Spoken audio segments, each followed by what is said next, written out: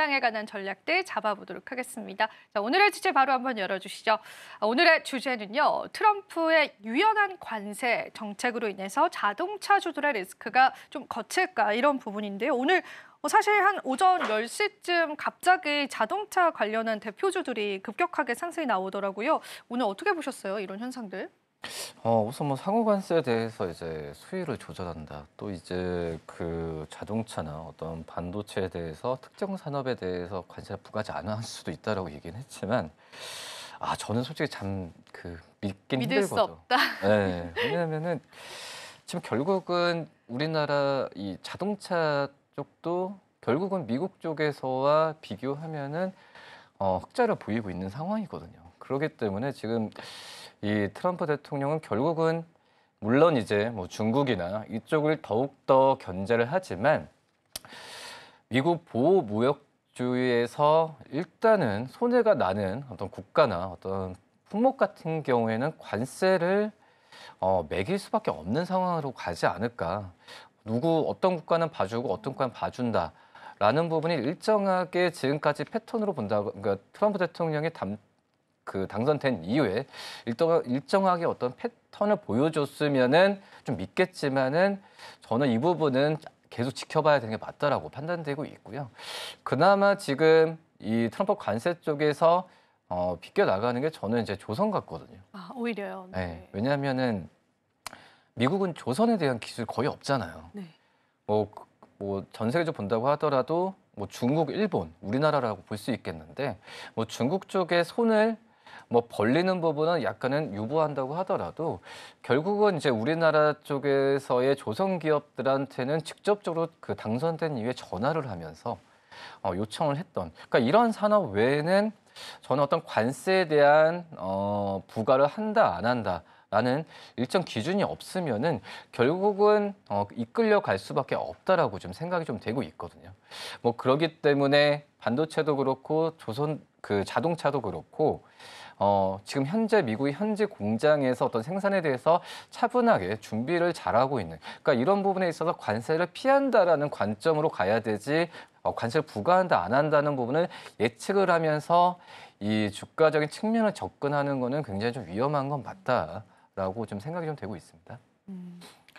일단은 지금 저희가 중요한 내용의 골자는 이 관세 리스크 유예에 관한 이야기가 나오긴 했지만 우리가 이걸 또 100% 신뢰할 수는 없습니다. 그래서 그에 맞는 시장 대응이 중요할 것 같고 오히려 관세를 피해갈 수 있는 그러한 섹터군들 본다면은 조선주들을 조금 더 긍정적으로 바라봐 주셨는데 사실 이런 또 조선주를 바라보는 우리가 이유들은 이전부터 시장에 반영이 되고 있기도 했었죠.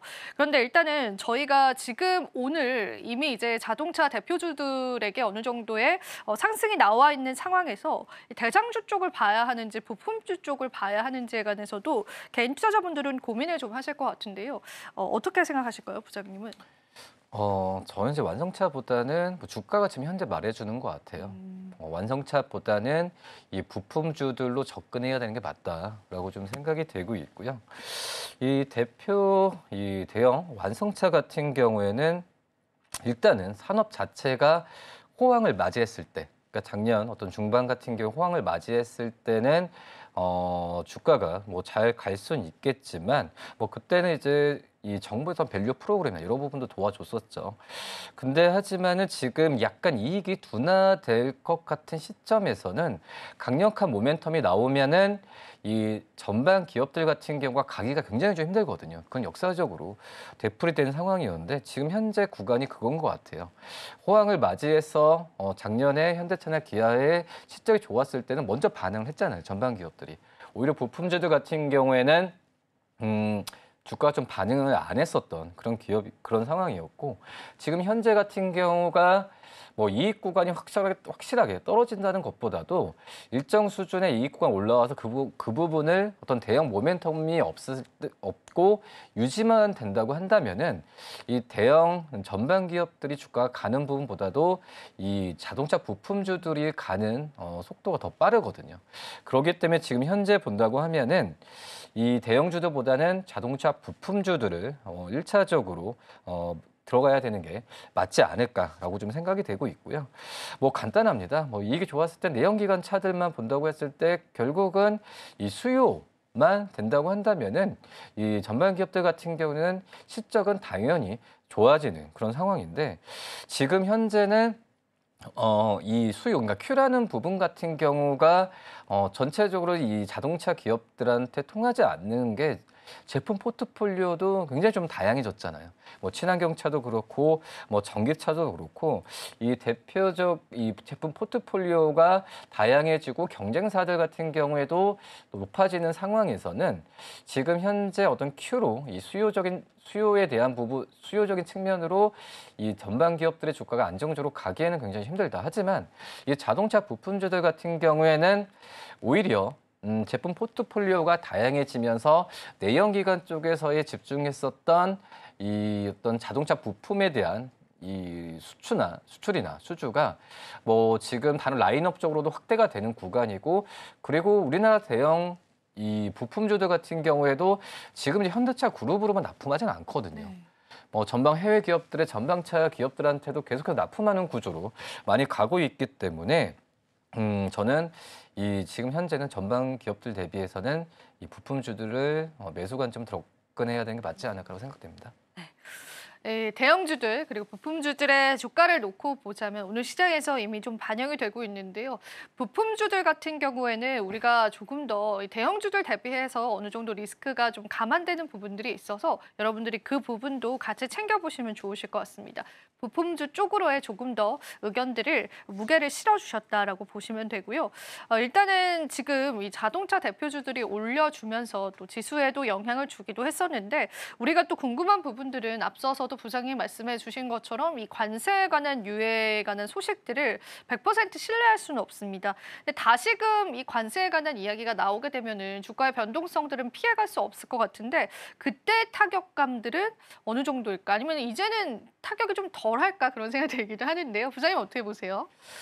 이제 덜 할 것 같아요. 그쵸? 네. 그거로 덜 할 것 같고요. 근데 제가 항상 말씀을 드리지만 트럼프 대통령의 머릿속을 누가 들어가겠습니까? 모르겠습니다. 그러기 때문에 지금 현재는 이 관세에 대한 부분으로 이 최악이라기보다도 안 좋았던 영향은 이미 시장에서 이미 주가에 좀 많이 다 반영이 좀 되지 않았을까라고 좀 생각이 되고 있고 그리고 이제 뭐 상호 관세나 잠깐 유연이라는 표현을 오늘 시장에서 이 키워드인 것 같은데 그렇기 때문에 지금 현재 미국 쪽 안에서도 모든 국가들한테 어떤 품목에 대해서 이 관세에 대한 부분을 매겼을 때 미국 쪽에서의 경기에 영향을 미치는 부분도 점점 이 우려감이 증폭이 되고 있는 상황이거든요.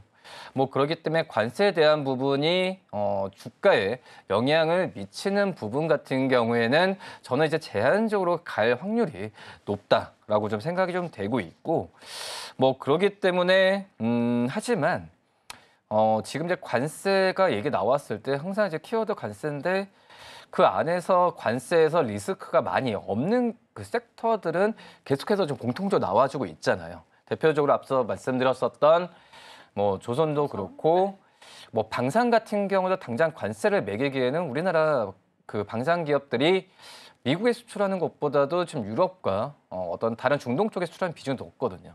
뭐 그렇기 때문에 섹터에 대해서 관세 영향권이 있냐 없냐에 따라서 종목들별로 나눌 필요는 분명히 좀 있다라고 좀 생각이 되고 있고요. 그리고 이 관세에 대해서 영향을 좀 우려감을 많이 받으면서 실적 대비해서 못 간 기업들도 정말 많은 것 같아요. 뭐 그런 기업들 같은 경우에는 좀 찾아보는 것도 좀 나쁘지 않다라고 좀 생각이 됩니다. 네, 좋습니다.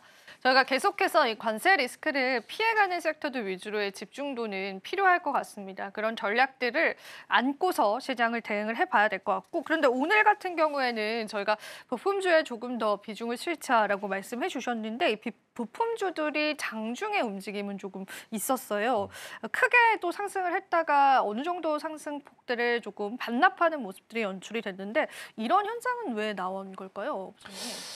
뭐 일단은 자동차 섹터에 대한 전체적인 불안함은 분명히 좀 있는 것 같아요. 아직까지도 깔려 있다. 네. 그리고 지금 다른 현대차와 기아에 대비해서는 현대모비스도 신고가를 기록했고 오늘 뭐 그런 부분에 있어서 지금 많이 올라왔었던 기업 올라온 기업들도 많고요. 그렇기 때문에 이 공매도에 대한 그런 우려 때문에 많이 올라온, 그러니까 실적 대비해서 주가 좀 많이 올라온 기업들에 대한 이 단기적인 트레이딩 관점은 또 오늘 시장에 좀 있는 것 같아요. 그래서 올라왔다가 또 장 후반에는 좀 떨어지는 기업들도 있다라고 좀 볼 수 있겠는데, 뭐 그렇기 때문에 이 자동차 섹터 안에서 좀 분위기가 반전됐을 때 제가 말씀을 드리는 게, 자동차 완성차 기업들 대비해서는 부품주들을 사는 게 유리하지만 전체 계좌 포트에서 자동차 비중은 일정 부분만 하는 게 낫다.